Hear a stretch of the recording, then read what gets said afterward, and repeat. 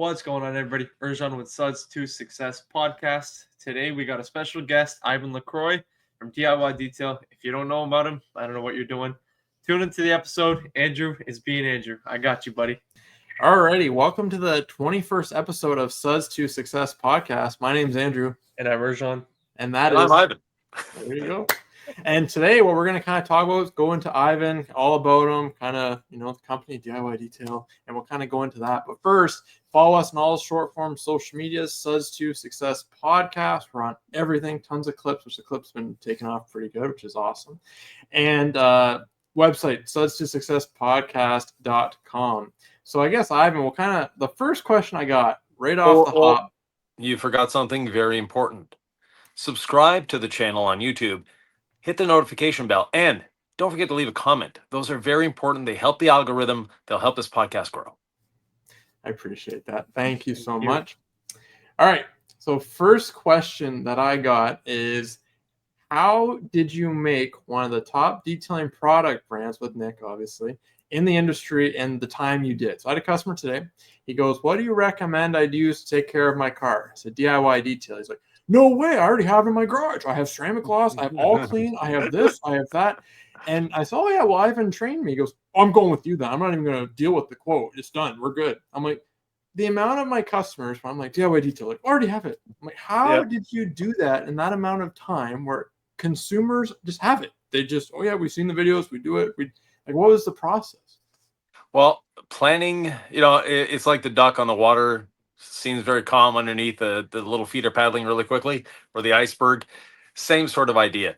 DIY Detail actually started in 2019, but we didn't release a video or a product until 2022. There's 3 years of R&D. There's 3 years of planning, marketing, assembling everything to make it work. So, and we continue to do that. Our R&D process is ongoing. Our products are always evolving. I've never accepted the status quo. If there's a better way to do something, we'll find it. If, we get a lot of comments on our YouTube channel, and I read and respond to every single one of those. That's my task in the organization, or one of my tasks. And in doing so, you learn a lot. Like you guys, from, the comments you get on your videos, hopefully people are leaving comments below, but on the comments you guys get, you're probably learning from those as well. And yes. Andrew, I teach a lot of people. I learn from teaching probably as much as the students learn while they're there. And the whole goal of that is to get better all the time. And if you have that as a goal in life, you can't help but succeed. And that's a good point. But what I like about DIY stuff is it works. And the guy is like, you know what I like? I'm like, what's that? He goes, they have like 8 products or whatever it is, right? It's not 300. So he goes, it's easy. Like, I just grab my alkaline, spray it on my rims, brush it off. I go to rinseless, wash the car. It's done. I don't need 3,000 products. That's kind of a main thing, kind of why we did it. I remember when it was first coming out, because we did our training, like, I think we tested the products right off the get-go. And you remember you told us, you're like, oh, it's only going to be a DIY line. Like, only consumers are going to want it. No pro shops are going to want it. And then you look at it now, and it's like every pro shop that knows anything about anything, even locally, they're all installing DIY ceramic. That's just what they are. They're using the products. So this kind of turned into a behemoth of the industry very quickly, in my opinion. And now you got pro shops using it because it's so good, and it's you made it so efficient for consumers. So like, hey, we got to do this. So I remember you weren't even going to do gallons, or mostly, and now I'm guessing they're doing quite well. Yeah, so the original plan, and going back to 2019, the original plan was a professional grade, detailing products, but there's always been a constant in this industry. When you start off as a professional grade product and selling to professionals, and then you realize that there's not enough professionals out there to actually make a living doing this, then companies pivot and go to the consumer market.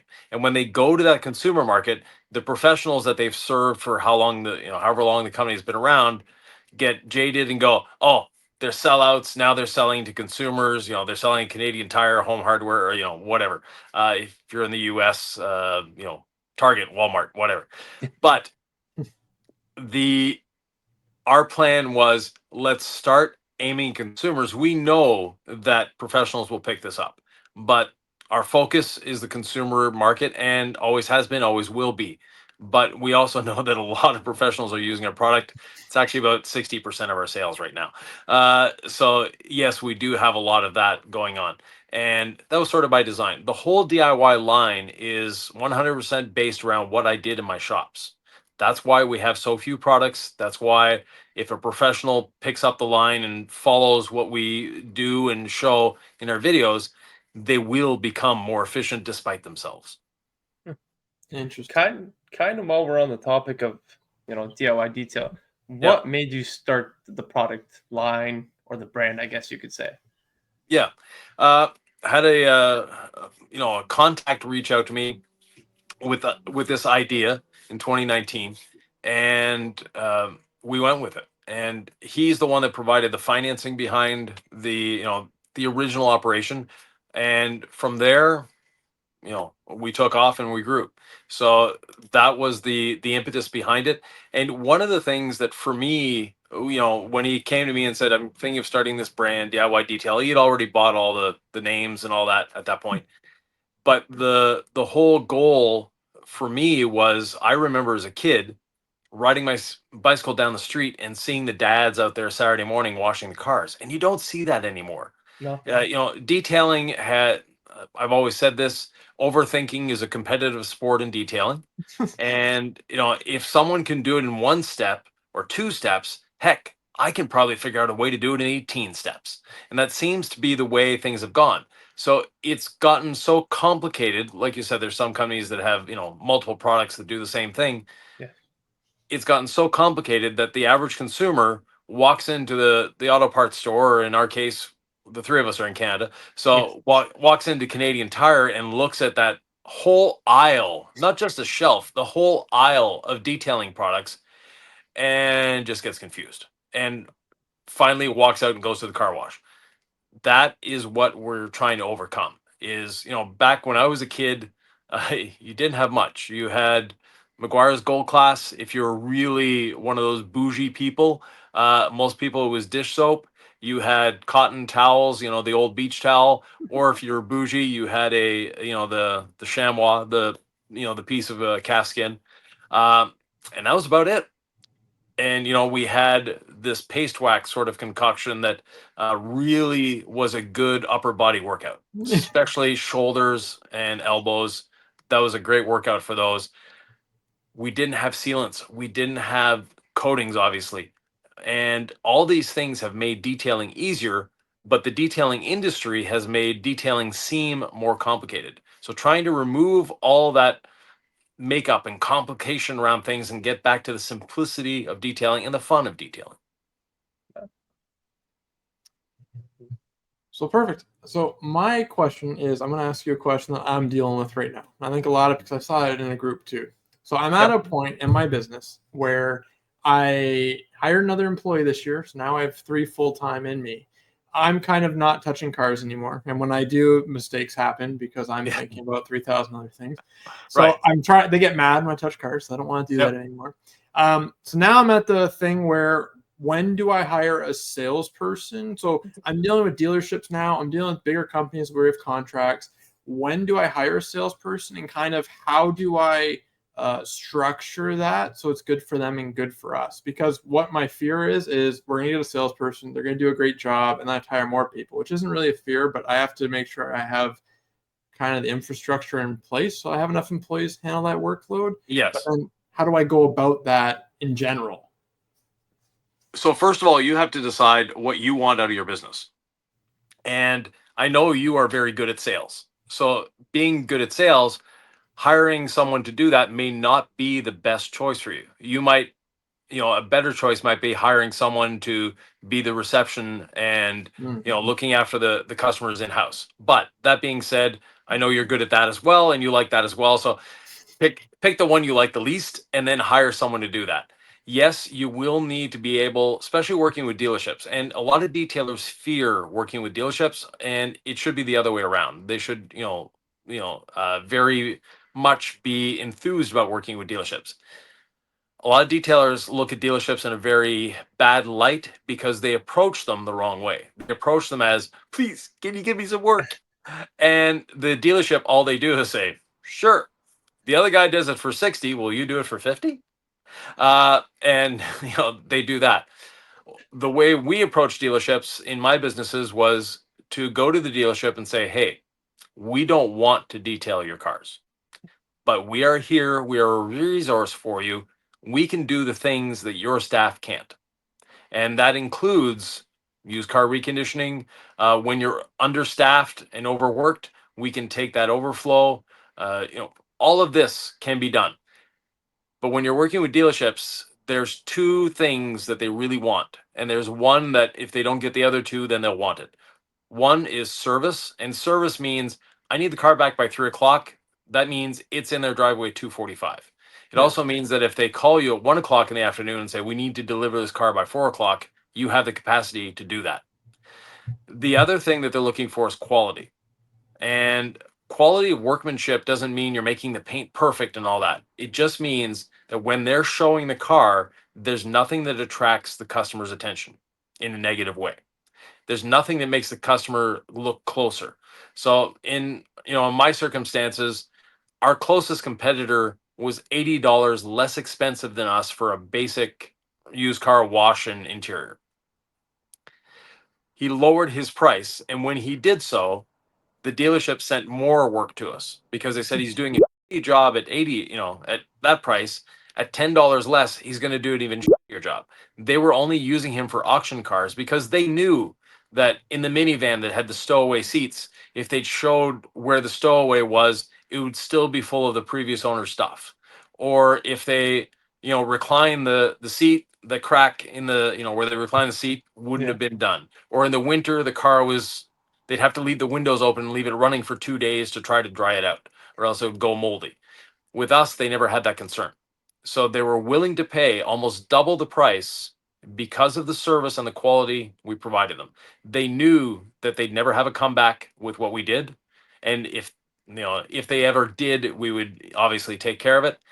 The other thing is they knew that if, we told them the car would be there at 3 o'clock, it would actually be there at 2:30. Yeah.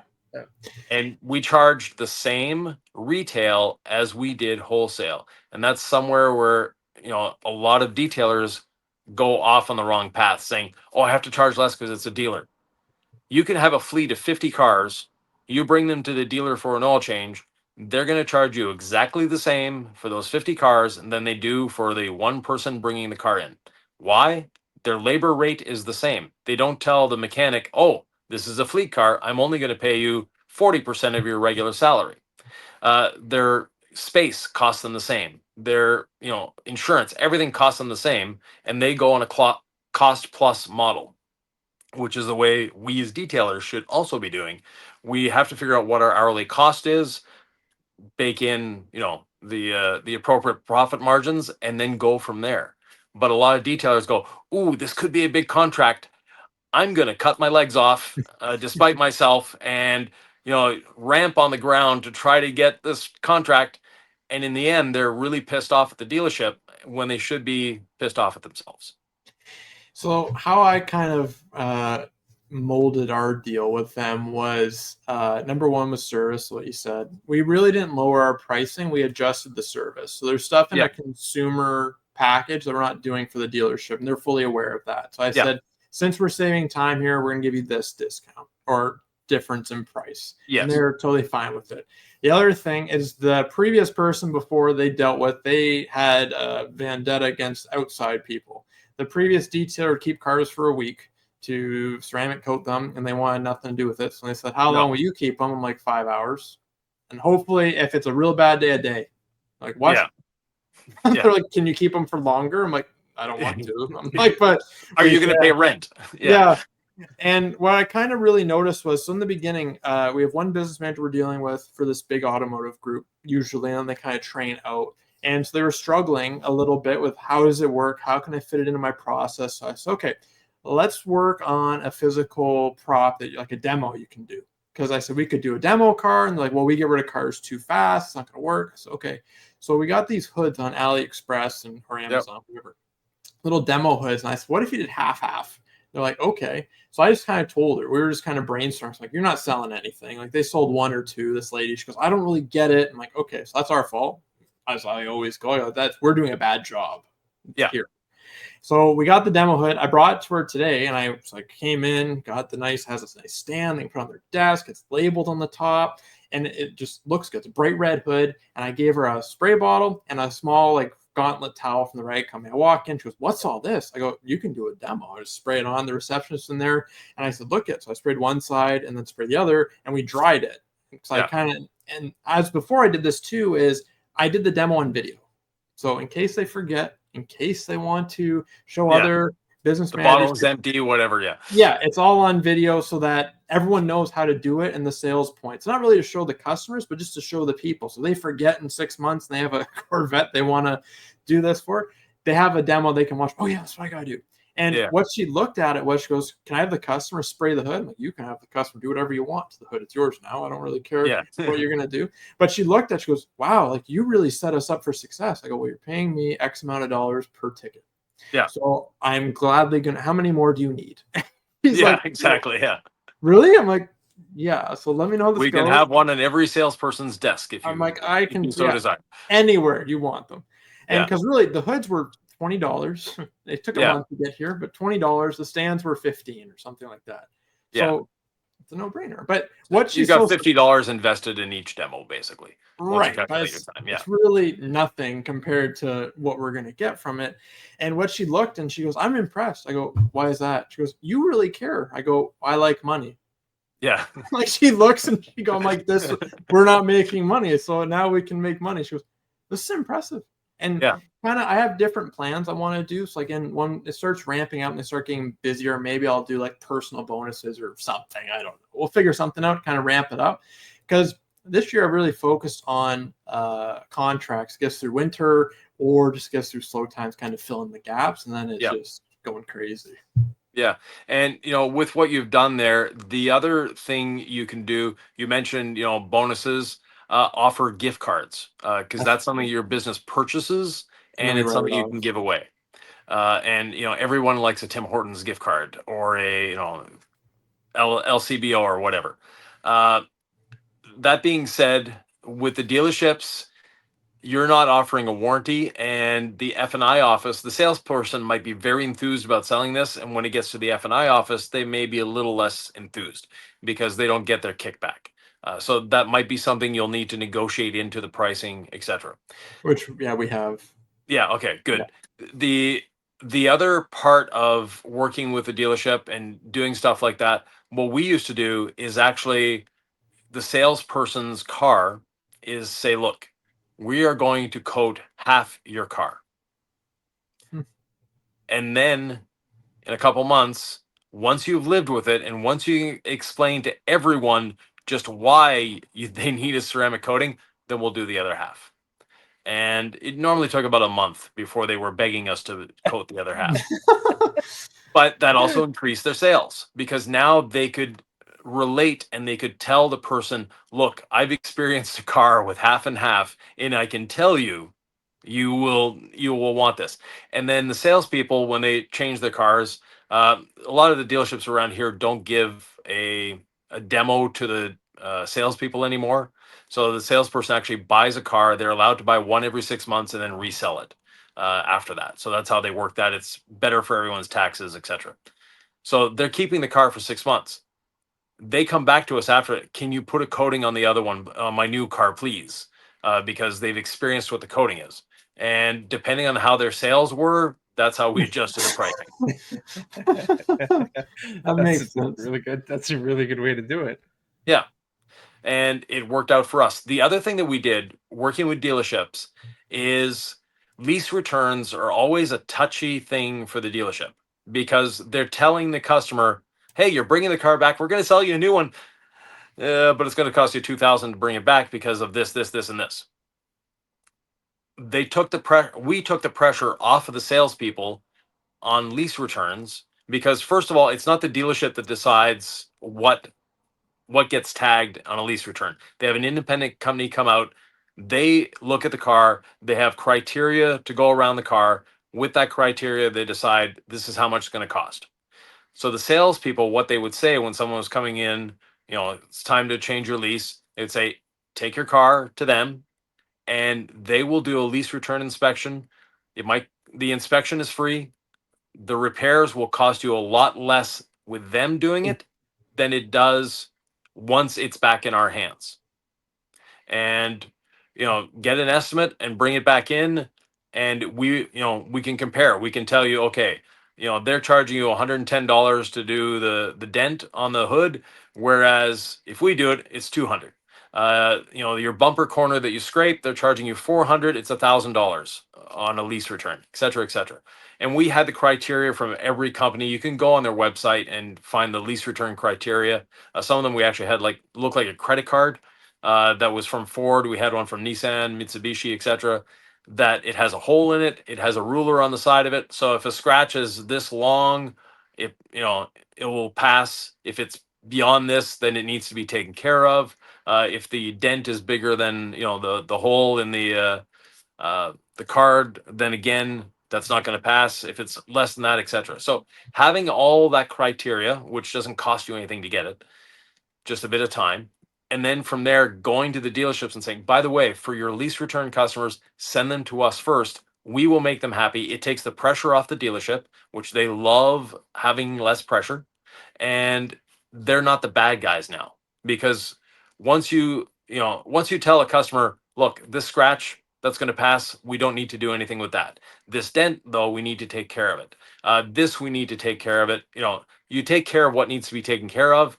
You leave the stuff that is going to pass. So, because a lot of people stress out and really, think I have to make this car perfect before doing a lease return, which isn't the case. They just have some criteria to follow. Once you know that criteria and you're able to talk to the customer and say, okay, this, and this, don't worry about it. This, though, we need to do something, and then have the subs appropriate. Because I know you don't do PDR. We didn't do PDR either. We had a sub for PDR. We did windshield replacements, windshield repair. So that was an easy one for us. And that was a common one to have. If you have more than one chip, they have to replace the windshield. Or if the chip is bigger than a quarter, you have to replace the windshield. So those are some of the criteria, or the size of a dent, the length of the scratch. And a lot of times for a scratch, we just put a bit of clear touch-up paint in it, let it sit for an hour, polish it, and it was fine. It was rarely deep enough that it went down to color. So interesting. So you literally just get clear and put it on and then polish it, and it would blend in most of the time. Yeah, as long as it's not a glaring fault, because the lease return inspector, they're looking for, okay, this car is going to go to auction. Is it going to be devalued at auction because of this? And if it's not going to be devalued at auction, they don't care. If it's going to be devalued at auction, then it's the consumer paying for that devaluation. It's an interesting way to, I guess, make friends in the dealership, because you're not taking business from them. They don't want it. You're literally giving them an avenue where it makes them look better. They're going to sell another car. And then you're also getting customers from the dealership because they're coming to you. It's not like hush, hush, we don't know who our ceramic installer is. They know exactly who's doing the check over. It makes a lot of sense. And then for the painting, because would you just sub out so let's say it needs, a door needs to be painted because the scratch is deep or big or whatever. Would you sub that out too? We were a body shop. So okay. Our shops did everything except for PDR and mechanical. Interesting. Oh, wow. Interesting.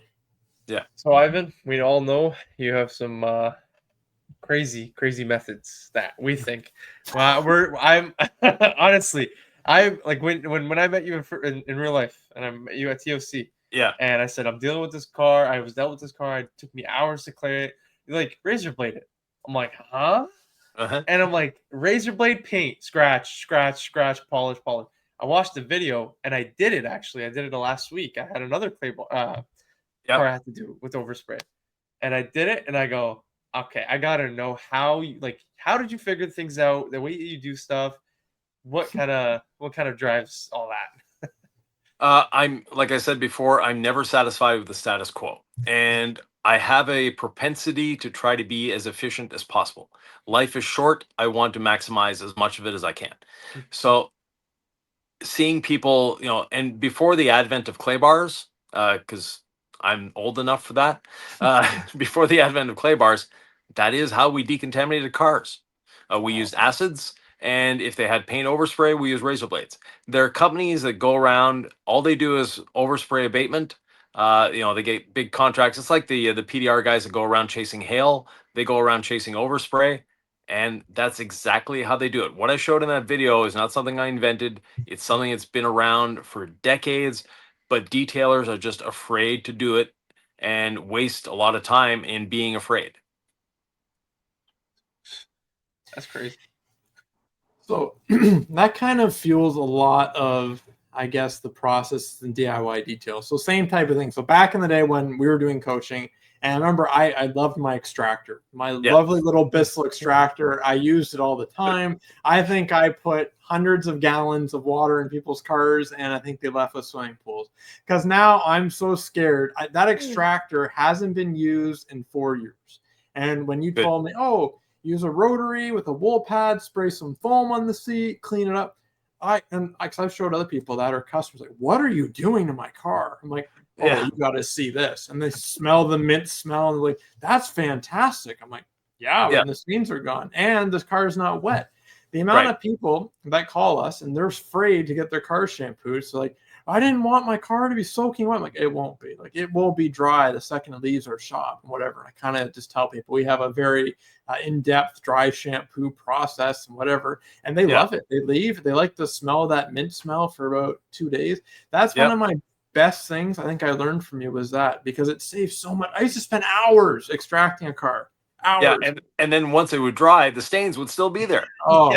And the wicking, honestly, the wicking for me was the worst because I used to do mobile detailing.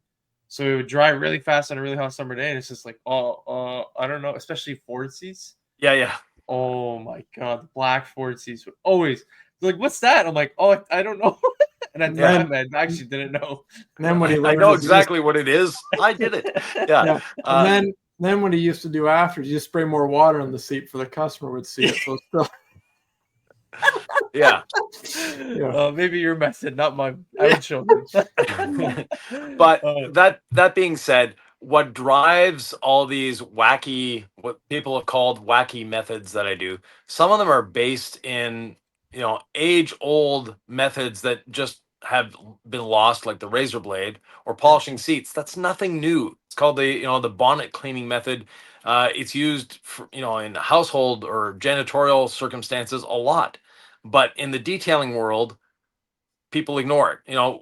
People used to unbolt the seats, take a pressure washer to the seat. And that's really not a good thing. I actually saw a video yesterday from a company that, a fairly reputable company. They've got over 200,000 subscribers on YouTube. And they took out a seat full of sensors and seat heaters and all sorts of things and pressure washed it. And I'm going, no, not fun. The airbag probably doesn't like being wet. But that being said, what drives me is, like I said before, efficiency. And the DIY system of polishing. We have one polish, 3 pads. Well, the 3 pads are fruits of my R&D, not from when DIY started, from way before DIY, because it was developed for my shop. So I had 26 shops, and efficiency was the name of the game. We were the most expensive in town most of the time, but we weren't so outlandishly overexpensive. But we were by far the most profitable shop in town. At our shop, our customer cars were Honda Civics and Ford Focuses and Nissan Sentras. Our employee cars were BMWs, Jaguars, Mercedes, and that is because I paid well enough that my employees could afford a house, they could afford a car payment, and they could afford private school for their kids. Because to me, that was important. But we got that through efficiency, not through just exorbitantly high prices and customer service. Providing great customer service, people are willing to pay for customer service. Like I said, for dealerships, same thing goes with the average consumer. But that R&D allowed me to bring these techniques and methods to DIY. And yes, people think cutting with a DA and finishing with a rotary is asinine, it's stupid, it's never going to work. When I started detailing, we didn't have DAs. And in the 80s, a company called Dynabraid came out with an attachment for the rotary. and literally you screwed it on your rotary. And at the time we had the big Makita and Milwaukee and DeWalt rotaries. You screwed this onto the rotary, and their marketing for that attachment wasn't to help finish; it was to increase the cut of the rotary.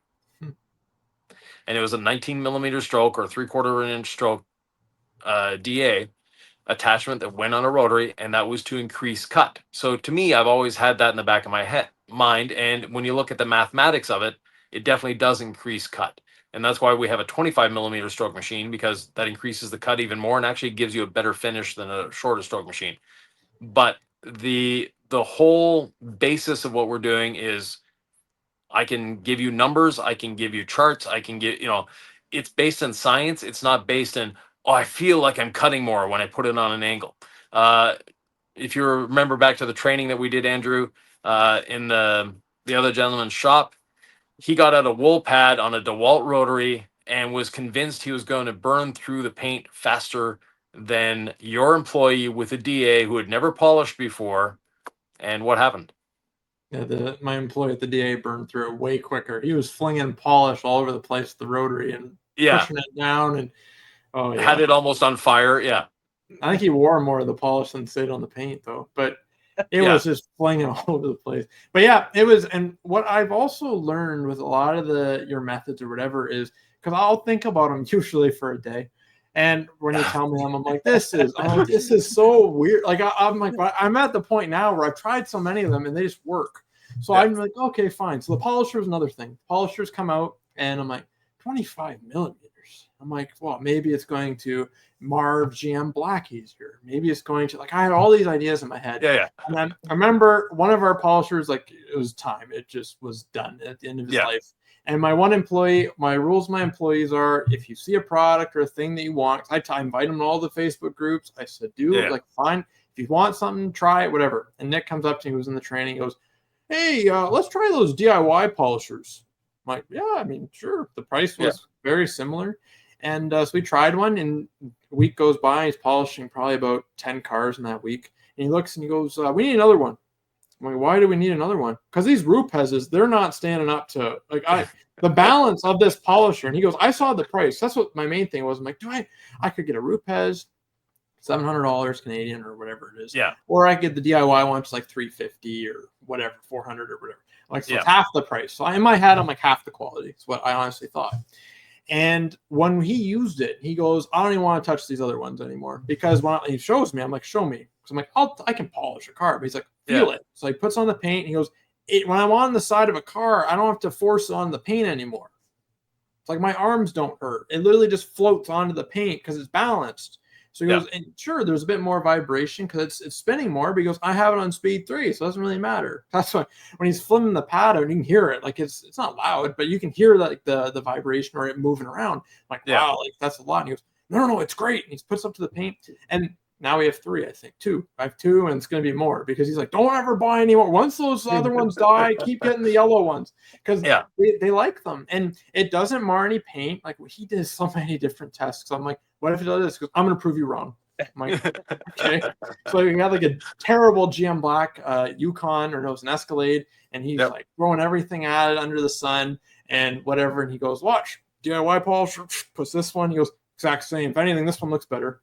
I'm like, okay. I'm like, if you can save me money and you work faster and you're happier, I will gladly do whatever you want. That's kind of what I do with them. Yeah. A happy employee is a productive employee. And so you mentioned, half the price, half the quality. The quality is actually equal and or superior, but we have half the marketing budget.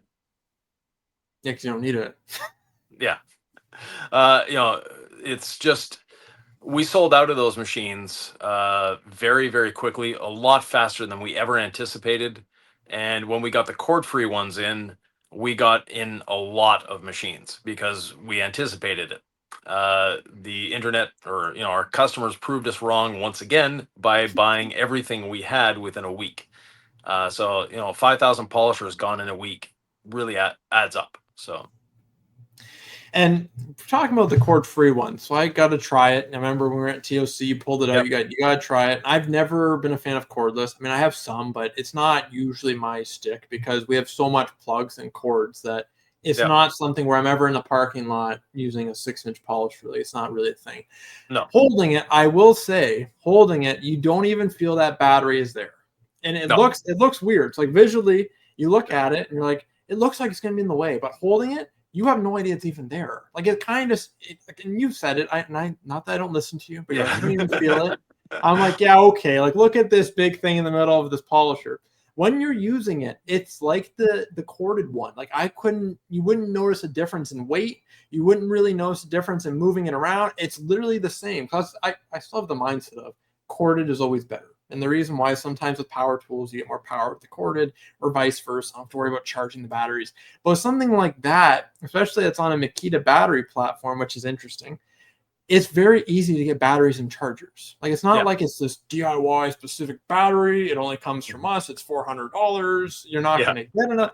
It's not really that. You did a good job at making it really, I guess, balanced, affordable, and a quality tool. Because even taking it apart, like I greased it, which you didn't have to by seeing how much grease was in there. But I greased it just because I usually do. I was greasing everything.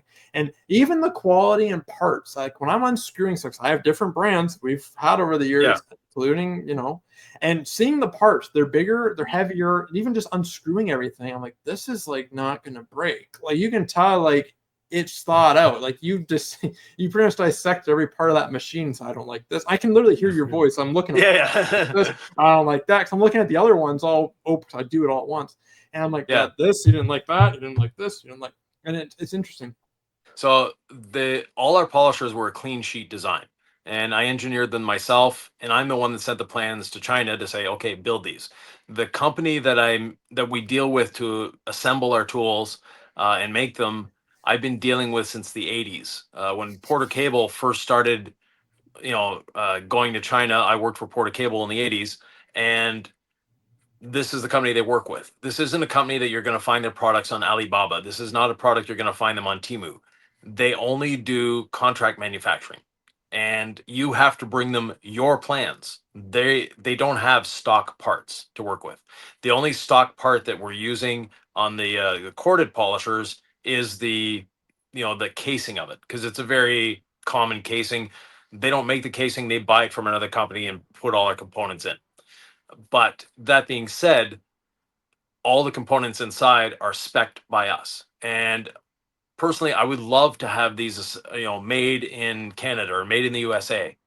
It's just not possible anymore. It's not something we can do. And those that say they are making them here, they're assembling from parts they bought from China. So it comes down that just about every machine on the market is a Chinese machine. It just depends, who's assembling it. Because the assembly costs more than the parts when if you have it assembled in Canada or North America, your assembly cost is going to be more than the cost of the parts. Therefore, you can claim that it's made here, but that's not the case.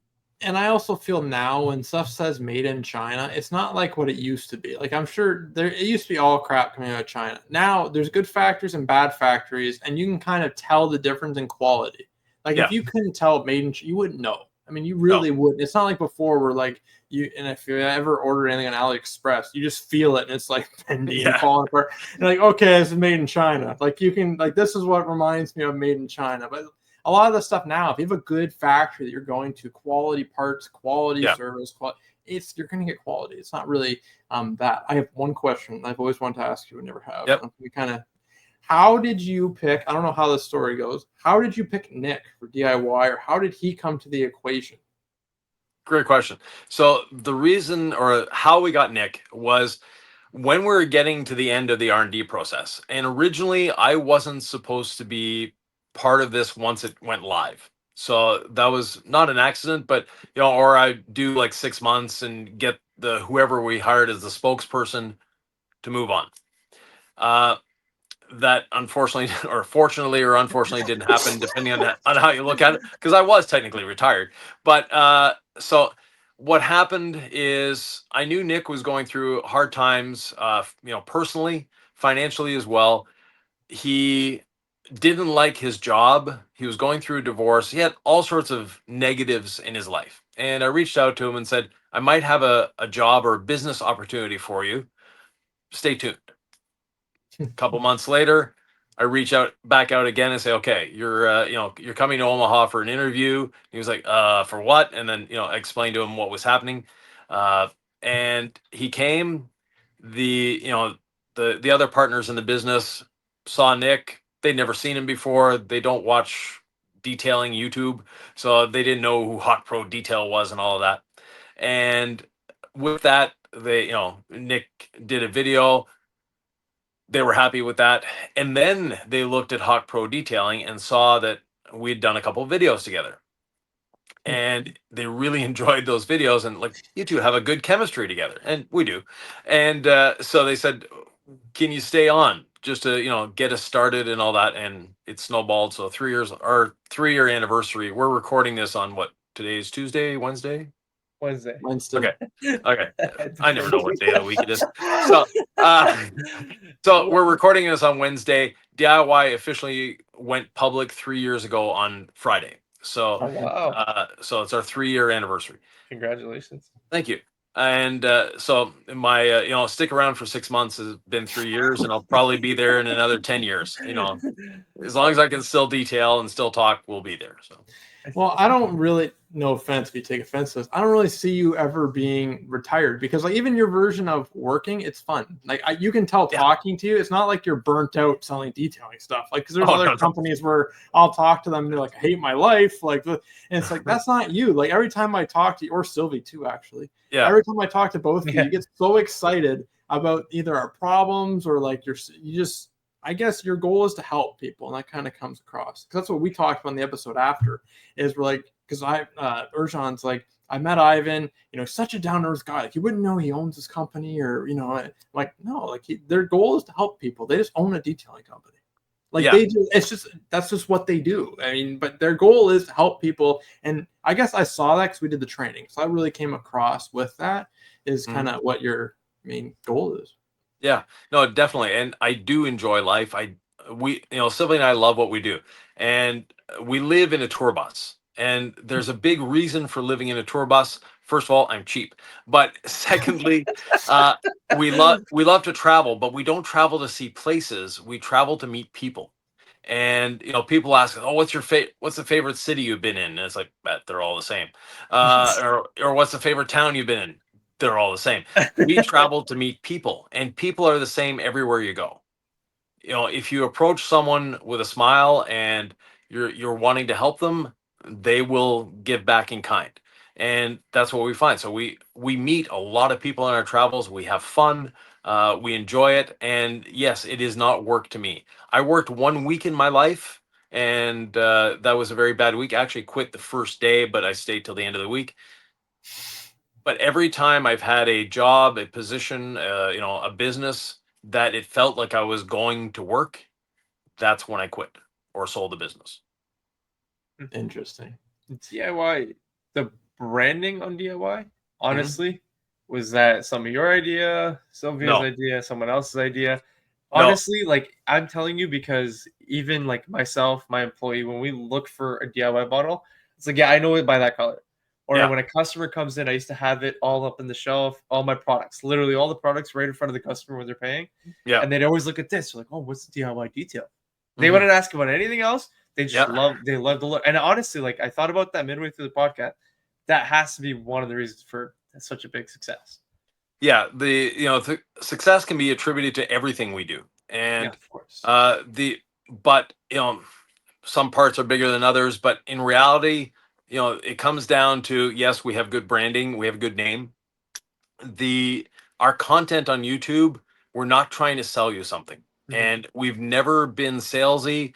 Like Friday we'll have our 3rd-year bash, and we're gonna have some sales and stuff.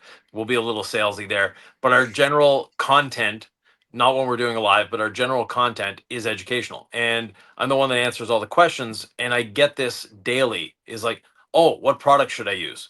They don't realize we're selling a product. They don't realize we're a brand. It's just two guys showing you how to detail. And that is by design, and that is what we wanted to accomplish, was to look, if we provide good content, we provide education, we provide entertainment, then they'll reach out and buy the products. That is the crux of our marketing. Yes, we do have nice branding. That is not that's not on me. I'm useless when it comes to that.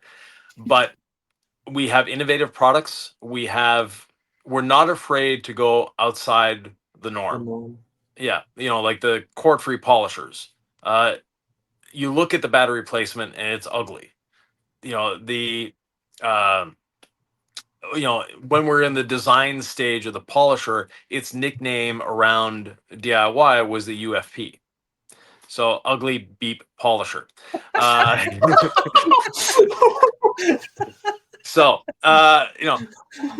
and it isn't the sexiest polisher on the market. There's a lot better looking machines, but not better performing machines. And a lot of companies wouldn't have taken the gamble of putting a battery there, even if you paid them to do it, because it's too outside the norm. Or telling people to cut with a DA and finish with a rotary, it's outside the norm, so they don't want to go there. They're just afraid of going there. Whereas for myself, I've never had a fear of the absurd. I've never had a fear of, I have people attacking me on a daily basis saying I'm this and that and the other thing. I don't care. I know within myself that what I say, I have, the data to back it up. I have the experience to back it up. And if someone just asks me a question, I can answer it. But a lot of people go on assumptions, they go on feelings. And I've been accused of being robotic sometimes. Feelings are not a big. I feel happy. I Angry is not one of my things. Sad is not one of my things. It's just two emotions that are useless to me. So that being said, I'm happy to discuss anything with anyone because I know that I can explain the why behind it. And when you can explain why, other than, oh, I like doing this, or I like the sound, or whatever, or this is the way it's always been done, this is the way it's always been done is probably the worst answer someone could give me, because that doesn't mean it's right. Yeah. That's a good point. And I guess a lot of the people online too, this is because even me, and I'm not near the skill you are, but people will comment on things I say, because sometimes I'll put controversial things or just how I do things, and people have questions. And you look at, I always click on it to kind of look at who they are. But the second you look at who they are, they have a business that is a wash bucket and usually a Honda Accord. They do one car a year. And that's their detailer. And that's kind of where people, then they'll kind of get to know me, because I'm not rude to them. I'm like, you have your opinion, whatever, like, good for you. Yeah. And they'll get to know me. They're like, oh, like, so for example, a person that's selling to us, he was telling me our prices aren't high enough, whatever. And I said, okay. I go, that's your opinion. And I mean, we coat a lot of cars. That's what Excelsior's kind of known for in our town, is we are the ceramic coating company. So when that came up, I'm like, how many? And he doesn't know anything about my business. He just kind of was trying to sell me products and whatever. And then he sells me other products now. And I go, how many cars do you work on? He goes, well, I work on 1 car a week. I'm like, oh, I work on 40. Yeah. And I go, so it is what it is. We're busy. And that's kind of that. He doesn't understand. Like, he doesn't understand. Everyone's business is a little bit different. And some businesses, like if you're doing $60 details, maybe you should change that. But everyone's business is a little different, and what we're focusing on might not be what he's focusing on, and vice versa. No. So kind of end it right there. I think that was a good spot to end it. Yvan, it's been a pleasure to come on. It's been a pleasure. We've known each other for a while. It's been a pleasure to do all that. DIY detail. If you haven't tried it yet, do it. And if you're not selling the products to customers, this is where it really makes a difference for us. It's a great way of, we don't get rich on selling the products. We really don't. But it's a great way to make people keep coming back into the shop, because the amount of times where I've had a customer come back and like, I need to buy more soap. Oh, by the way, I bought a new car. Oh, great. I'm a $2,000 coating. And I'm like, well, that's just a no-brainer. The other thing why I like the products is they take care of themselves. I don't deal with people calling me saying, how do I use them? I scan the code on the back. Yeah. Oh, scan it. There's videos. Oh, great. They have nothing to, like, it's the most easy autopilot thing you can add to your business that is easy. So again, check out DIY Detail on YouTube. It's my favorite channel in terms of products to the customers, and it's my customer's favorite channel too. And then, it was a pleasure coming on. If you haven't already, please like, subscribe, follow all of our short form content, TikTok, Instagram, YouTube Shorts, Facebook. We're on everything. And suds2successpodcast.com. Thanks so much for coming on. Have a great week.